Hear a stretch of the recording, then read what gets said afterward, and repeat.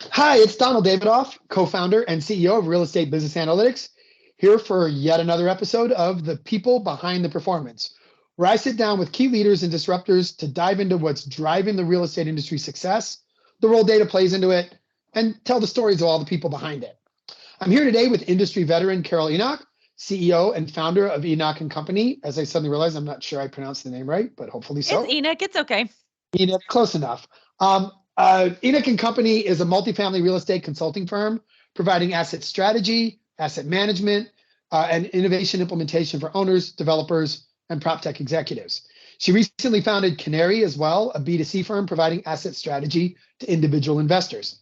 A passion for innovation and connection drives Enoch and Company's business relationships and strategy, with a track record executing solutions in prop tech, fintech, multifamily Class A luxury lease-ups, mid-rise multifamily, low-rise multifamily, urban core, primary, secondary, tertiary markets, pretty much everything in multifamily.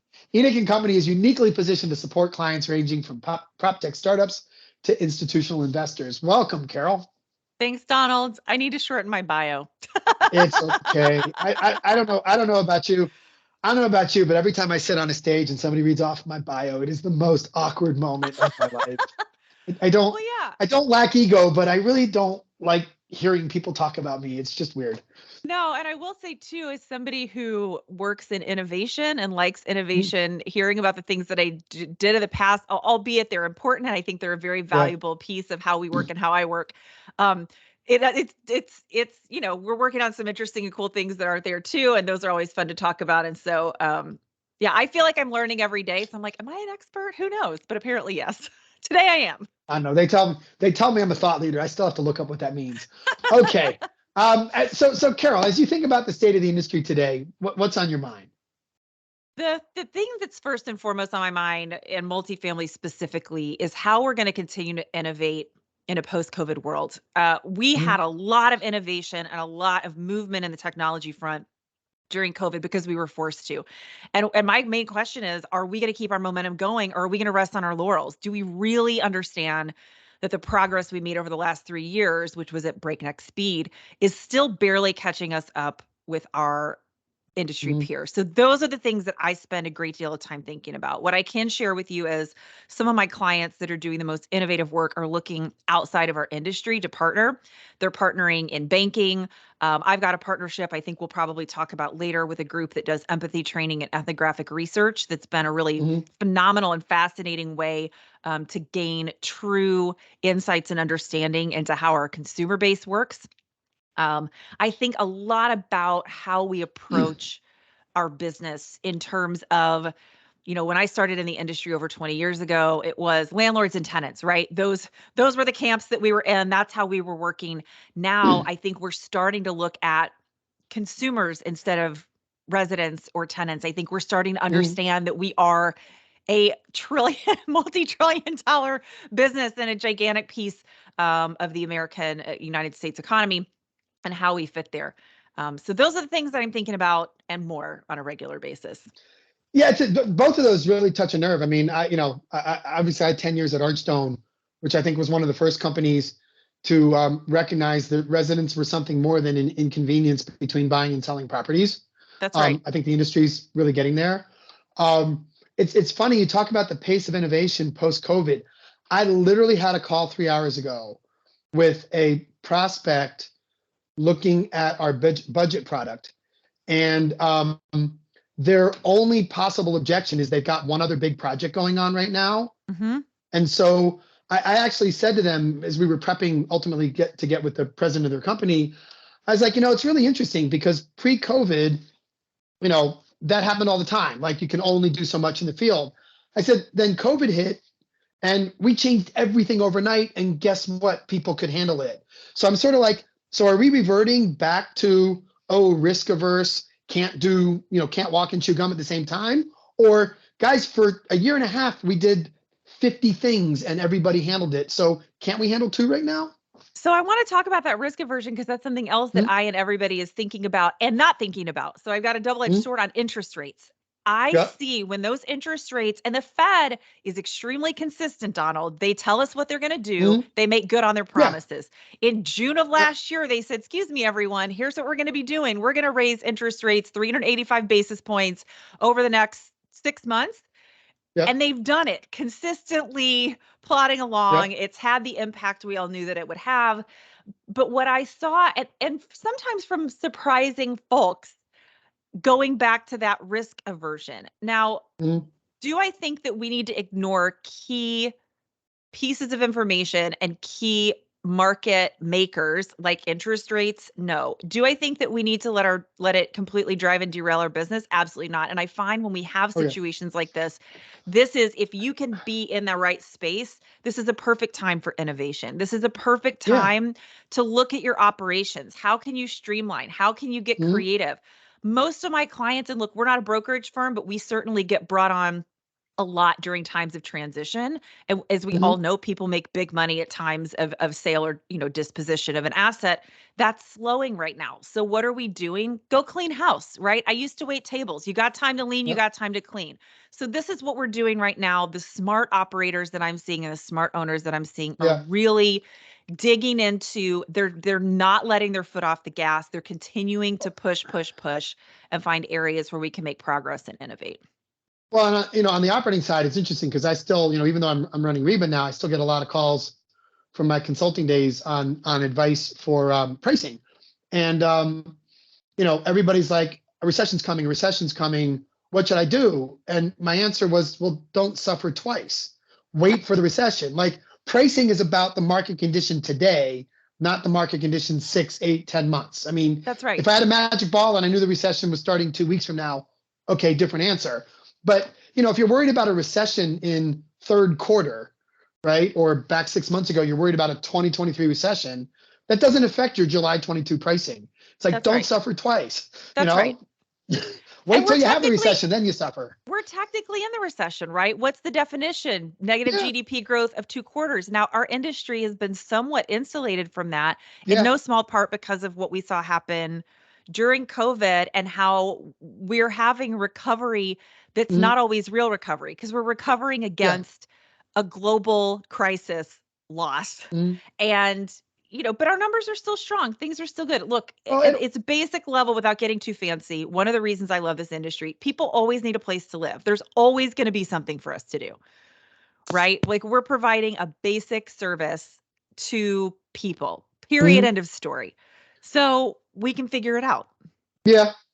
Well, it's going to be very interesting because, you mentioned recession. I mean, we were negative GDP growth 2 quarters in a row, second, third quarter. Yep. But there's even talk like, will the board that basically a year after decides whether or not a recession happened, will they call that a recession? Because a lot of that was driven by supply chain and stocking issues. Fourth quarter was positive, as you mentioned. We were on fire in this industry. Yeah. Employment has been great.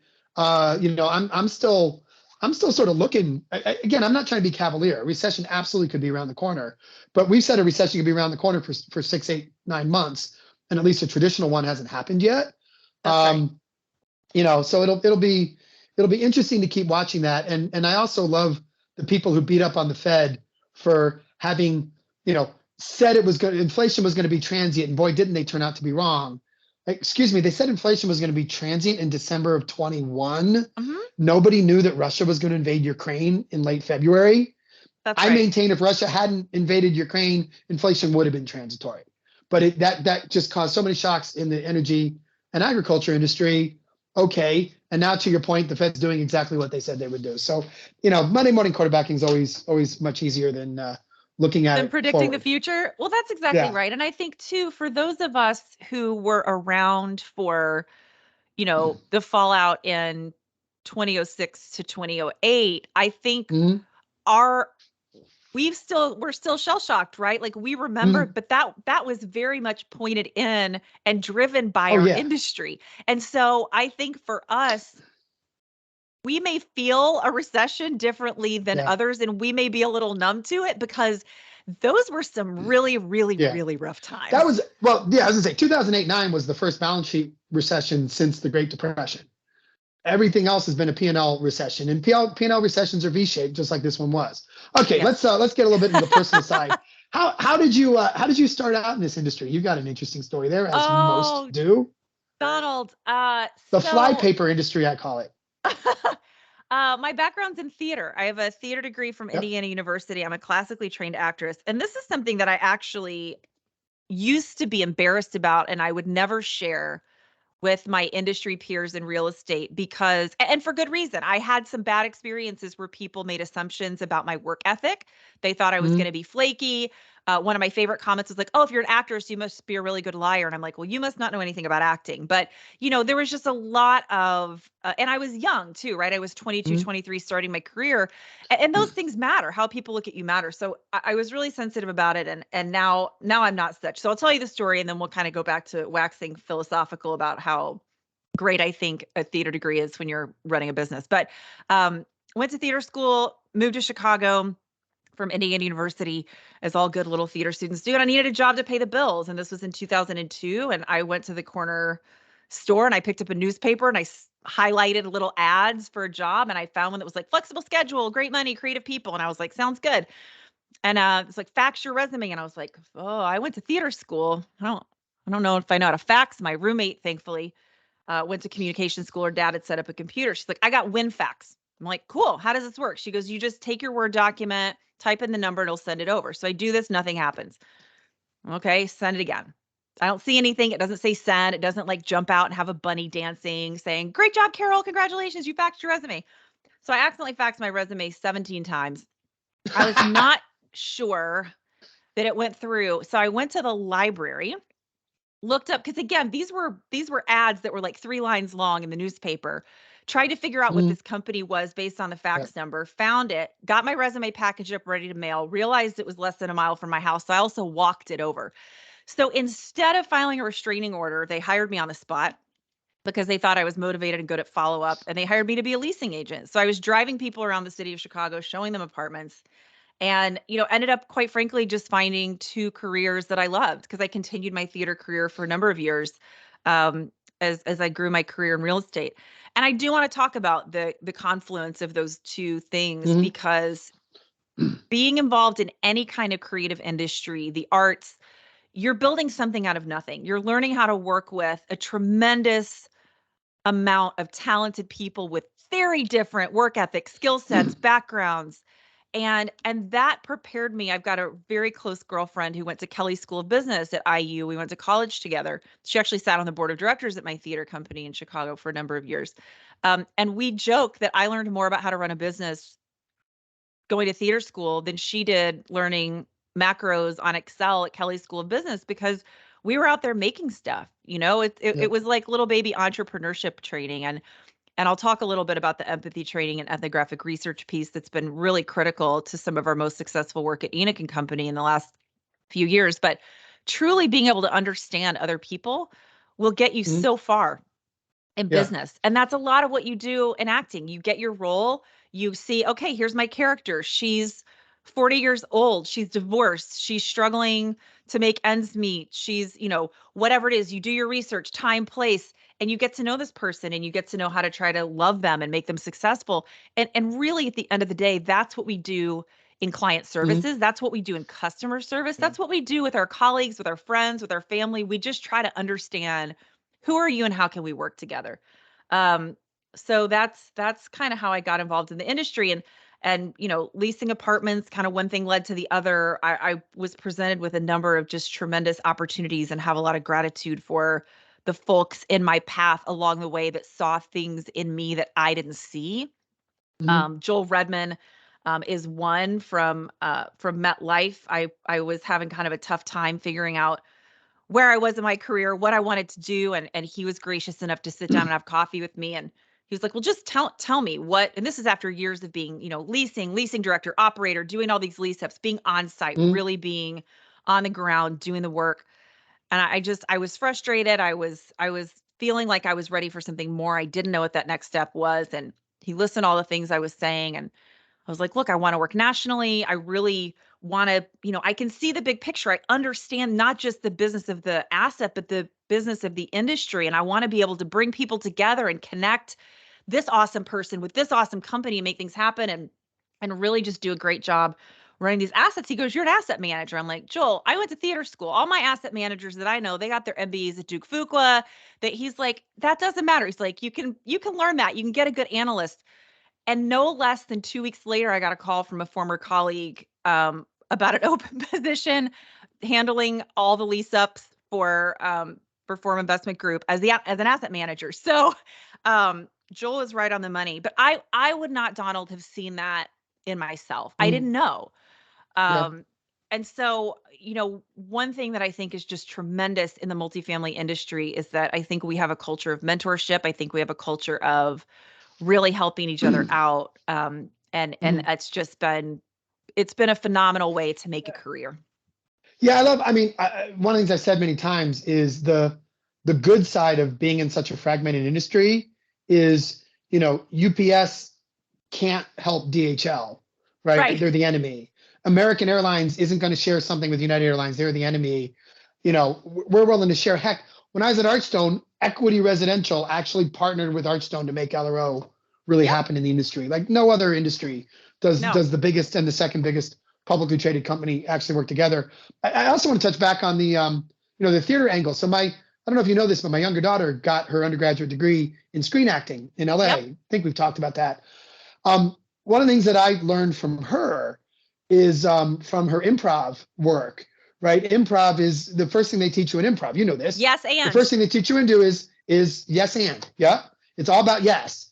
And you think about, your career, my career. How many times have we run into people that, it's no or it's yes, but, right? And they're kind of downers and they get in the way of themselves, of me, et cetera. And, that improv training really teaches you yes and, and it's an amazing thing. So maybe give me an example of a yes and in your career where that really paid off. Oh man. I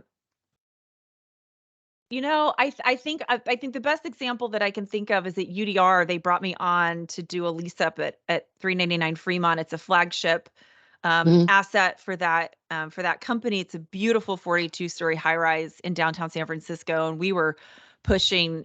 I think we were underwritten at $8 rents. Really just gorgeous, stunning community. We had a staff of 22 people. It was like running a small city, and it was a lot of work. And I had done a number of lease ups, and you typically don't get to stay on board in a lease up, right?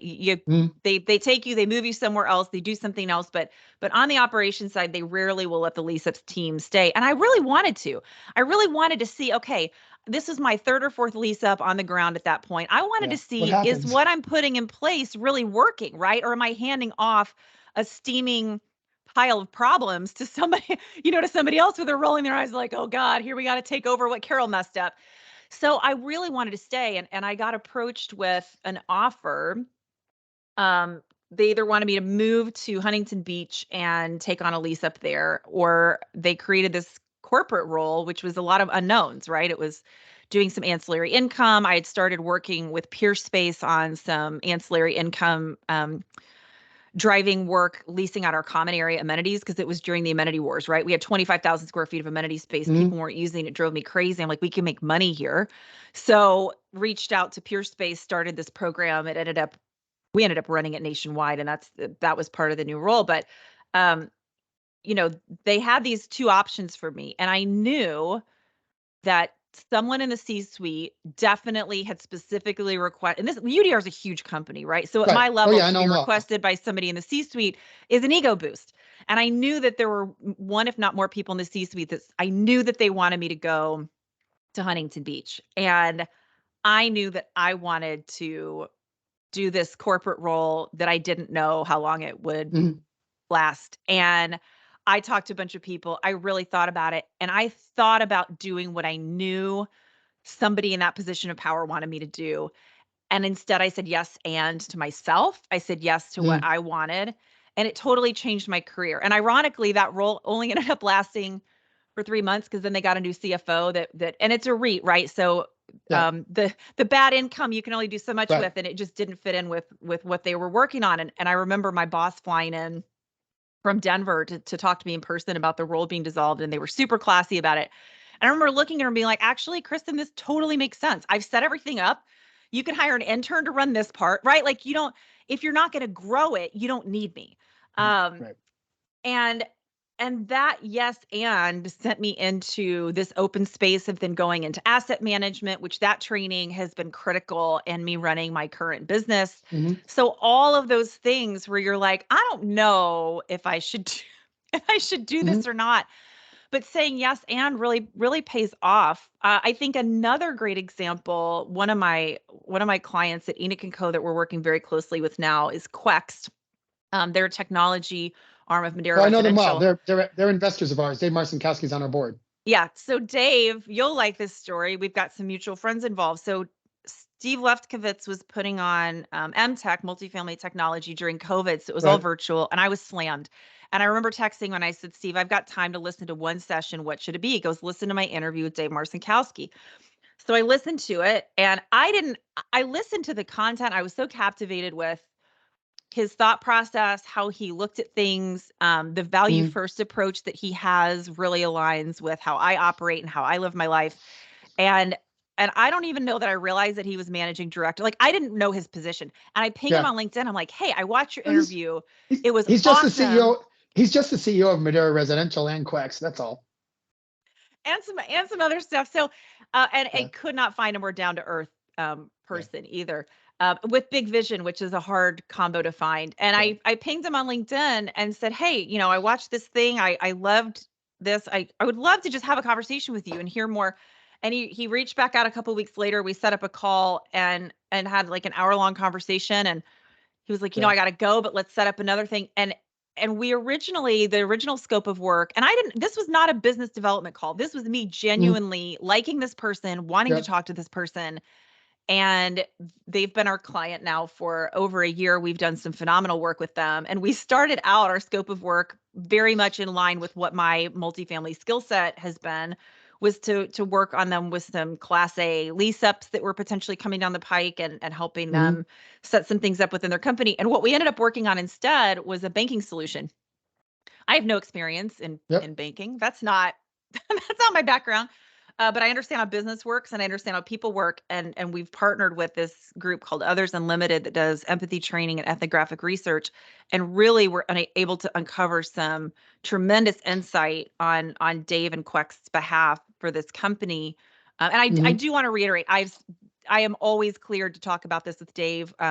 For anybody out there listening, we've got some clients that you'll never hear me speak about because we keep whatever we need to keep confidential. This is a scenario where he's super transparent, happy for us to share anything that we're sharing now. So, but yeah, so we found all these phenomenal insights that shifted this particular project from a multifamily facing, partnership with a group that helps build credit and do other things, which is phenomenal for helping people build wealth, to it's now going to be a global banking brand with 4 pillars underneath it.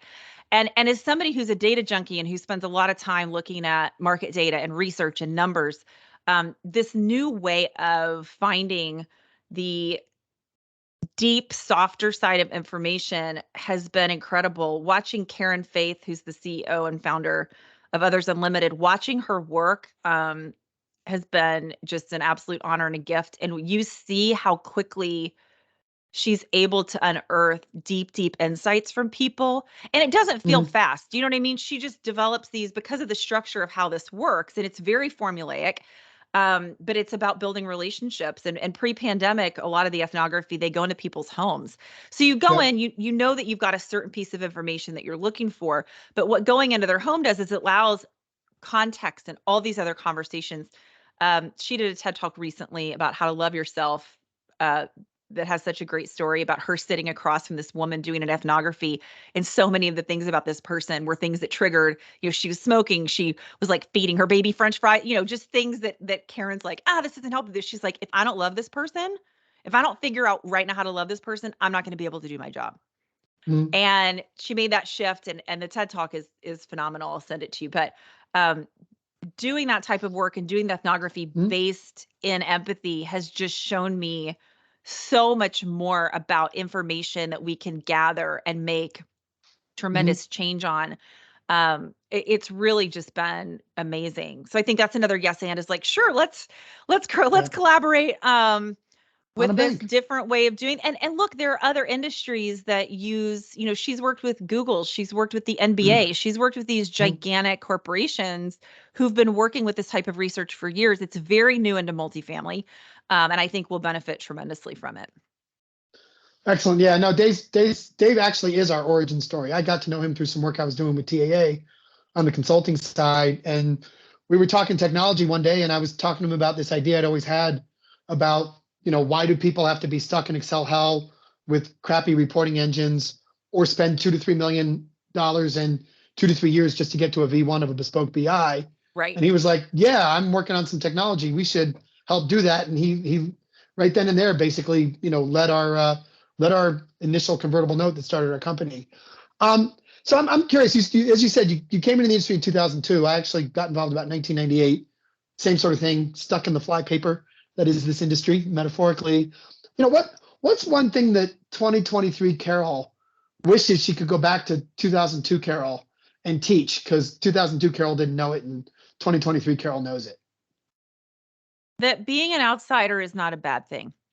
That Mm-hmm. having an outside perspective, and I mentioned earlier not sharing with anybody my theater career Mm-hmm. because of some negative feedback that I gotten, and now I see it as such a value add to my clients, to Yeah. myself. I think the other thing that I would tell 2002 Carol is you're doing great. We spend so much of our 20s and 30s just being so hard on ourselves about Oh where yeah. we're at and stressing out. And I look at some of the phenomenal young people that are making waves in our industry right now, doing amazing things. And I see their self-doubt or their, not Yeah. knowing if they're doing the right thing. You're doing it. Like you're doing it right now. Yeah. And have fun, but I think more than anything, that outside perspective isn't even Yeah. outside. It's just, it makes us, diversity makes us stronger That always. that is so. I mean, that resonates so much with me. People in the industry think of me as like, broad revenue management in the industry, whatever. I don't know if people realize this. I didn't start actually doing pricing software till I was 33. Hmm. And when I got involved with Archstone, I was 34 or 35. Like I had a 15, I graduated college when I was 20. I had a 13, 14-year career before I touched what I'm actually known for, or what I found as my calling, Yeah, if you will. So it's, if you're doing good stuff and learning new skills in your 20s, you'll figure it out in your 30s. that's right. That really resonates with me.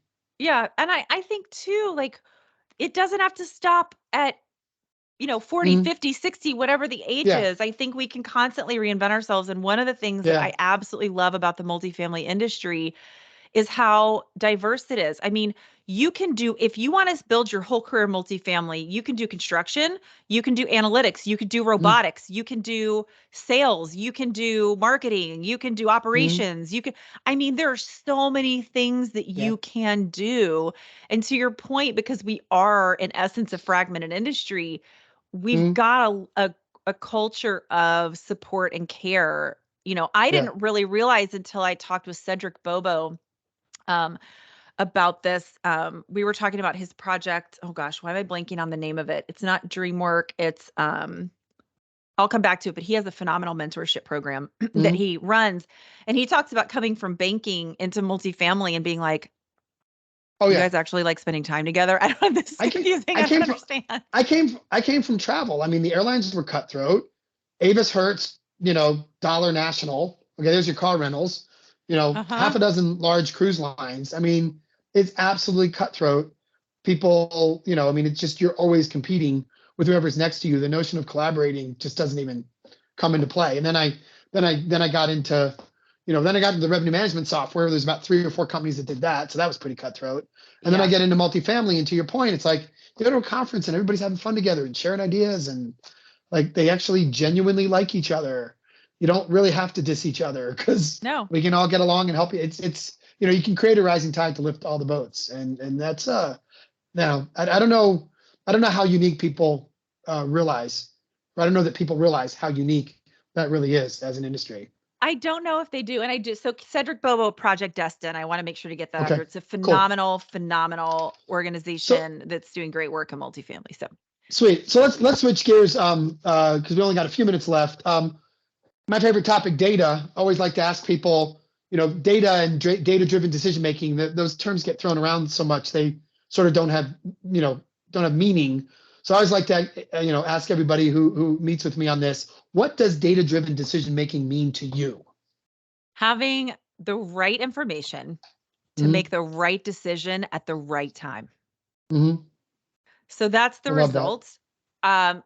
It also means validation Mm-hmm. for a lot of people. And so I'll give you an example. I had a prospective client call this week, not somebody that I knew, somebody that heard me on a podcast and said, gosh, we could use this lady's help.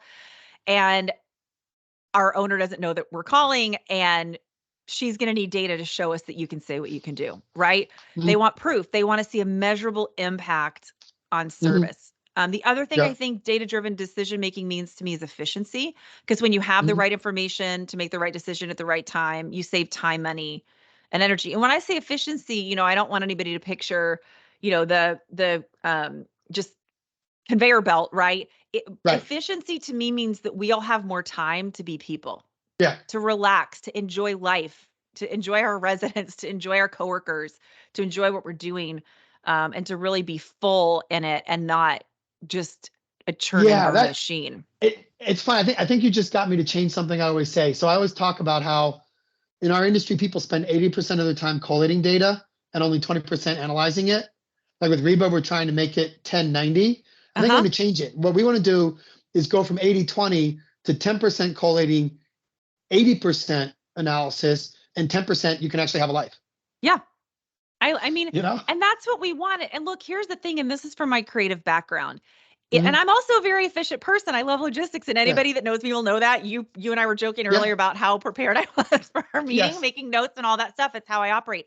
One of the reasons I do that is because in order to have true creativity and innovation, you have to create space. Base. Yes. If you fill every minute of your day with meetings, even if you're doing time blocking to do your work, Oh. there's no room Yeah. to think, to breathe, to innovate. And that's where the fun stuff happens. And so we are a creative industry. We Yeah. build housing, we make money, Yeah. we do Yeah, we things. turn dirt into housing. It's quite creative. It's funny you bring up the space thing because I remember 6 months into COVID, I was crawling in the walls, as I'm sure many people were, and I was trying to like self-reflect, like why am I feeling as antsy as I'm feeling? Um, and part of what I realized is with the lack of travel, like the drive to the airport, that was my slow thinking time. The sitting on Hmm. the airplane, that was my slow thinking time. And all of a sudden, all I had was 9 to 10 hours of back-to-back calls. There was no slow thinking time. And so I literally blocked like 3 hours of Friday afternoon.